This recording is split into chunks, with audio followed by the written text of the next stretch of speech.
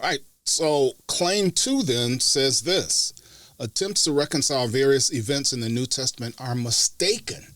So attempts to reconcile these various events are mistaken because such harmonizations, get this, create another account that is different from the ones being read. Right.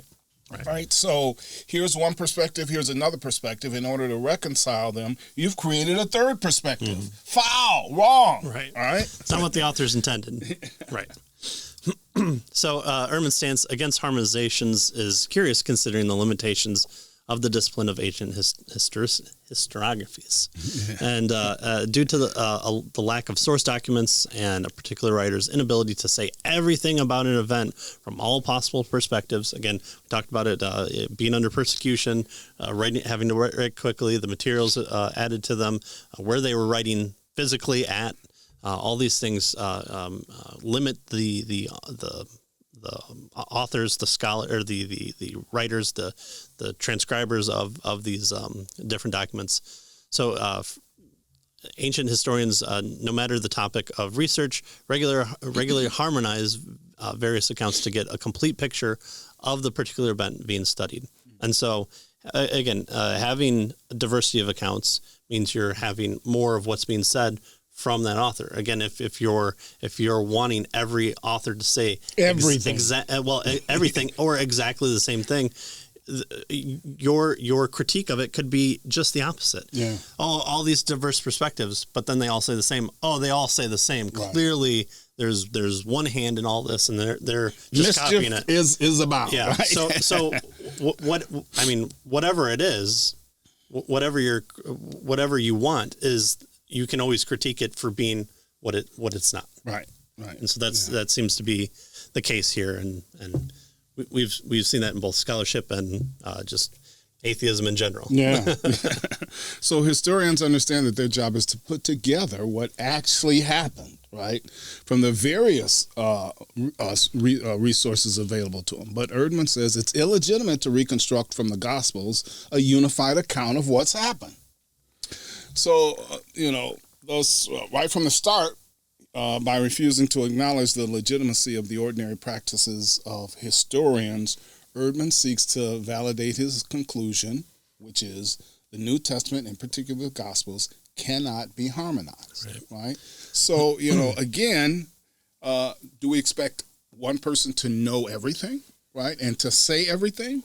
Do we expect, all of them to say the exact same thing? No, of course not. They're different perspectives. Right. And it's the job of the historian then to look at all of the various perspectives and kind of harmonize so that we get a big picture kind of view. Right? Because everybody didn't say everything.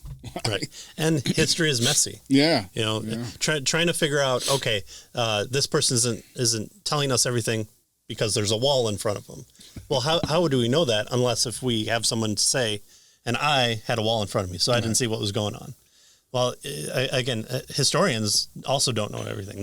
They reconstruct from texts and artifacts and what's generally known about certain basic principles of societal living, all these things.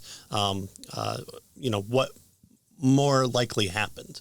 And so to say that it's entirely impossible means you have to have a lot of faith in your interpretation process to say, I've looked at every single possibility. There's no way to harmonize these, and there's no way to not create a third perspective out of it. So that seems to be a high bar. Harmonization can be somewhat messy process in spots, but in case after case in Scripture, solid arguments can be made for why they appear the way they do. This isn't, adding 13 bundles of mattresses under the person so that you take one out and they all kind of tip over. No, this is legitimate